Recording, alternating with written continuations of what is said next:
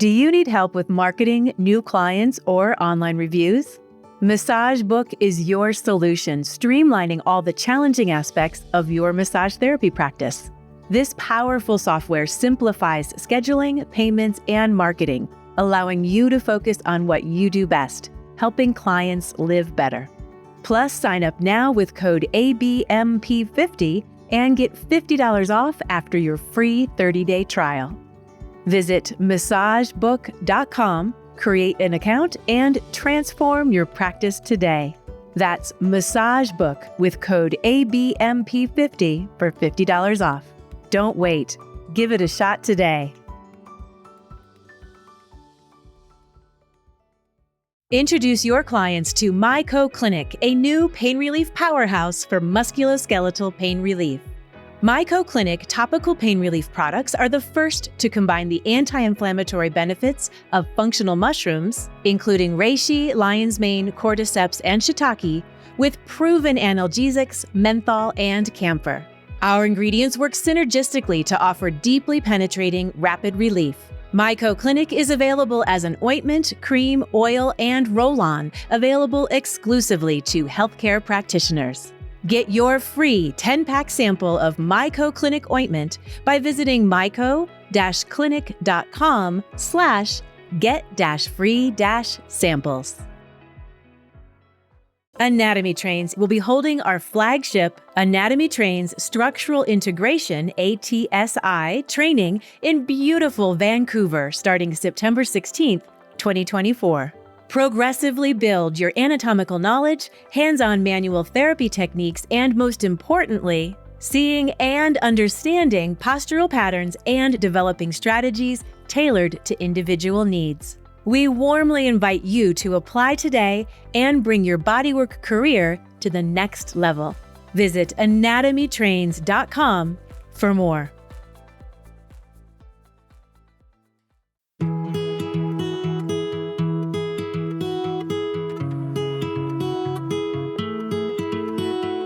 Hi, and welcome to I Have a Client Who, Pathology Conversations with Ruth Werner, the podcast where I will discuss your real-life stories about clients with conditions that are perplexing or confusing. I'm Ruth Werner, author of A Massage Therapist's Guide to Pathology, and I have spent decades studying, writing about, and teaching about where massage therapy intersects with diseases and conditions that might limit our clients' health. We almost always have something good to offer, even with our most challenged clients, but we need to figure out a way to do that safely, effectively, and within our scope of practice. And sometimes, as we have all learned, that is harder than it looks. Today's I Have a Client Who story comes from a friend and colleague who, in the before times, I used to see a lot at massage meetings all over the country, and now we only get to correspond via the computer. She's been through some experiences lately, and she generously invited me to use her descriptions for educational purposes. So in this episode, I am taking her up on that offer. And she wrote me this. She says, "Over the years, I may have mentioned that I have lupus and rheumatoid arthritis. I've had lupus for 50 years and rheumatoid for 10 years. Both diseases affect 1.5 million Americans. Since 2020, I've been retired, which has given me the rest that I have needed. A year ago, though, I had a new backache that wouldn't change. It was an unusual kind of back pain for me on my left mid-upper side. I felt like it was under my ribs. It was dull, achy pain at about a 5 pain level.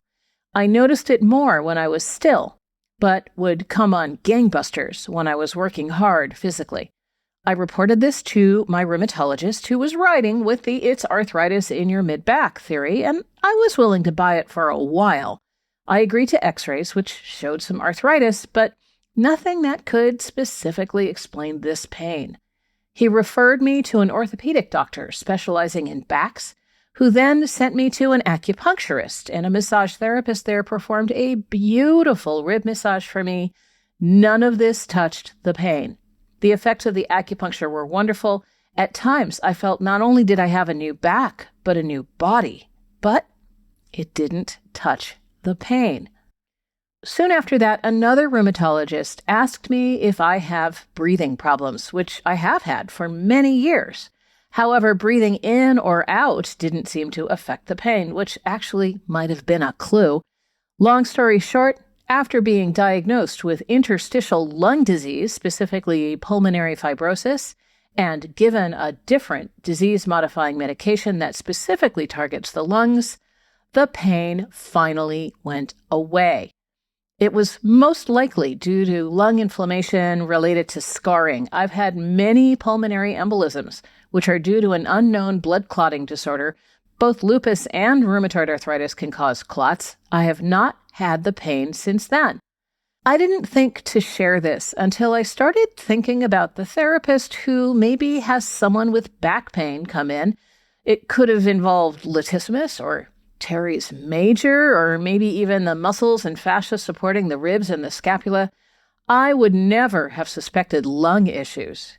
Bottom line is that the lungs can cause upper back pain. I sent her a thank you note with lots of support for everything she's been through and gratitude for her willingness to share, and she returned with this.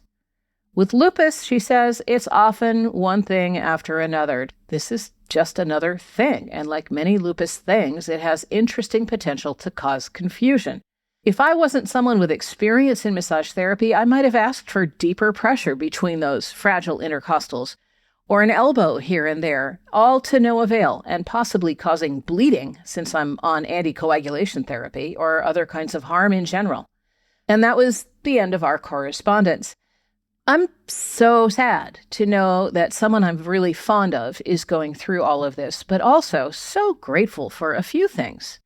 One is that she's willing to share and offer up a learning opportunity to everyone, and also that she is knowledgeable enough to provide a really vivid picture of the state of her health. I hope you can imagine maybe getting a call from someone like this who might want an appointment with you. And I'm so glad that we have medications that can help her with this difficult situation. So where do we go from here, though? How do we turn this into an I have a client who story?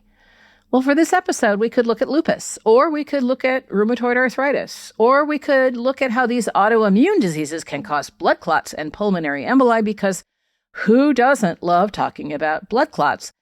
But the central piece of this story is about pulmonary fibrosis and the onset of back pain in a new pattern. So let's take a closer look at that. But first, I need to share an important disclosure. Many of you know that I live with a long-term chronic cough, and because of that special connection I have with my respiratory system, I tend to have a hard time being objective about lung problems. Interstitial lung disease, which is an umbrella term for lots of things that can go wrong in the lungs, including pulmonary fibrosis, is on my short list of things I hope I never have to deal with. And here is someone, my friend, sharing that this is part of her life, along with lupus and rheumatoid arthritis, and she's just rolling with it. And suddenly my chronic cough seems pretty trivial. But I have to let you know this episode has been difficult for me to write. Interstitial lung disease. You can figure out a bit from that name. It's something going wrong between the cells. That's what interstitial means, of course. In this situation, for a variety of reasons, the lungs begin to accumulate scar tissue that interferes with the alveoli. And as I said, pulmonary fibrosis is a type of interstitial lung disease with the same outcomes. The different types of interstitial lung disease show different patterns in timing and symptoms and who's most affected and so on. And this can be really important to patients and their doctors, but it's not really our problem. But these details can guide treatment options, and that, of course, is very, very important.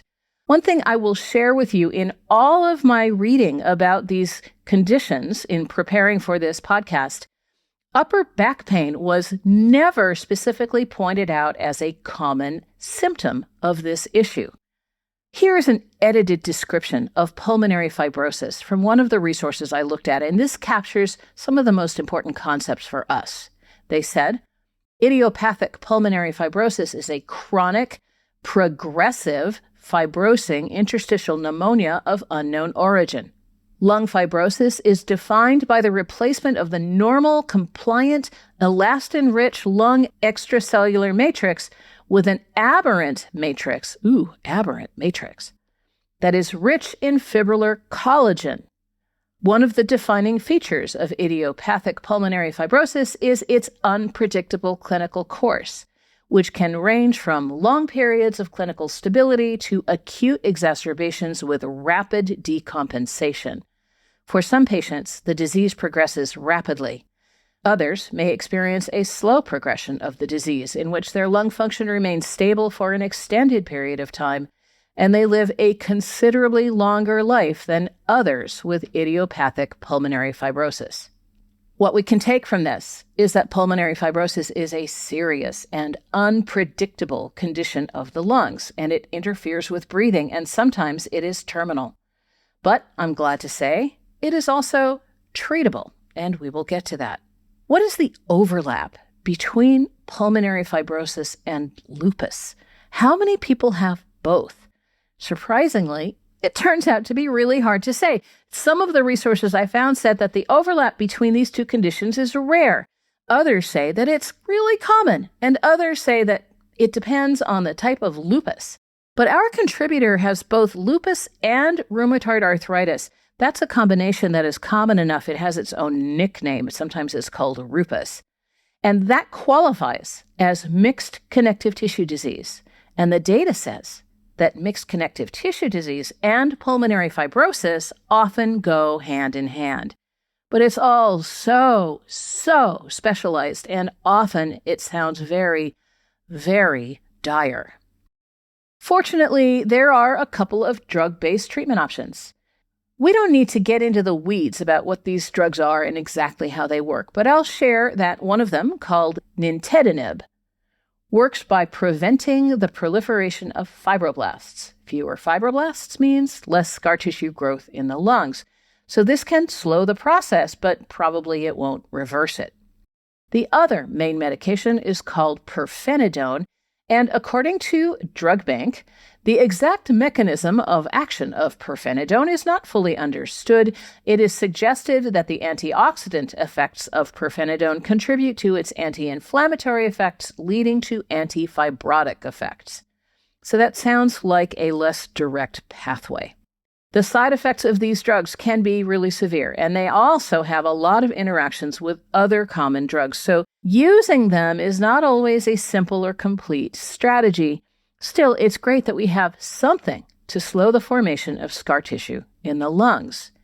Turning our attention back to our contributor and her long and fruitless search for relief from her back pain. What would you do if she showed up for a massage before this latest diagnosis? Here's a mature woman. She's otherwise reasonably healthy, but she has long-standing rheumatoid arthritis and lupus with a new onset of upper back pain, no history of trauma or any event that might have started that back pain, and here is her description. It's an unusual back pain for me, and it's on my left mid-upper side. It feels like it's under my ribs. It's a dull, achy pain at about a 5 pain level. I notice it more when I'm still, but it comes on gangbusters if I work hard physically. So other interventions didn't work for her. Rib massage felt great. It didn't change it. Acupuncture helped her feel healthier, but it didn't change the back pain. Given her medications, which include blood thinners to reduce the risk of clots but can promote bruising, what seems like the best course of action? I'm just so glad she did not end up getting deep work to her intercostals or a deep elbow jammed up her erector spinae. It took a talented rheumatologist who's also a good listener to link her breathing problems to the possibility of pulmonary fibrosis. And thank goodness for that, because getting to the bottom of this mystery has gotten our friend out of pain and probably bought her substantial time by slowing this connective tissue disorder of her respiratory system. So now what kind of massage is in her best interest?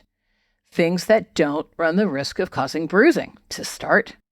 Plus, we need to make accommodations for all of her meds and their side effects. And considering that she has rheumatoid and lupus and now pulmonary fibrosis, that list is likely to be long and complicated.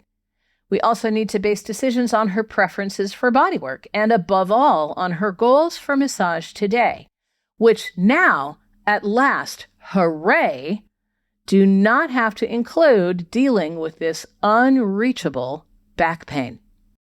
Hey, everybody. Thanks for listening to I Have a Client Who Pathology Conversations with Ruth Werner.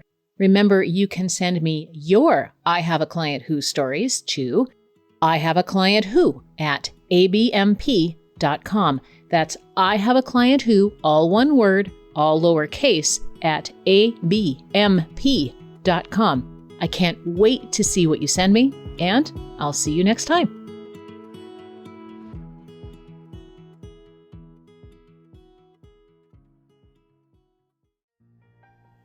Hello, I Have a Client Who listeners, Ruth Werner here, and I'm so excited to let you know that my library of online self-paced continuing education courses has just expanded.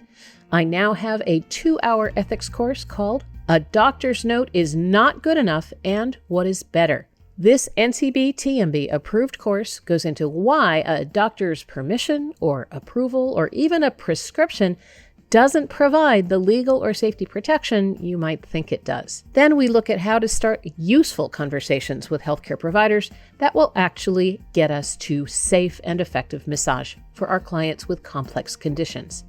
Visit my website at ruthwerner.com for more information and to register for A Doctor's Note is Not Good Enough and What is Better.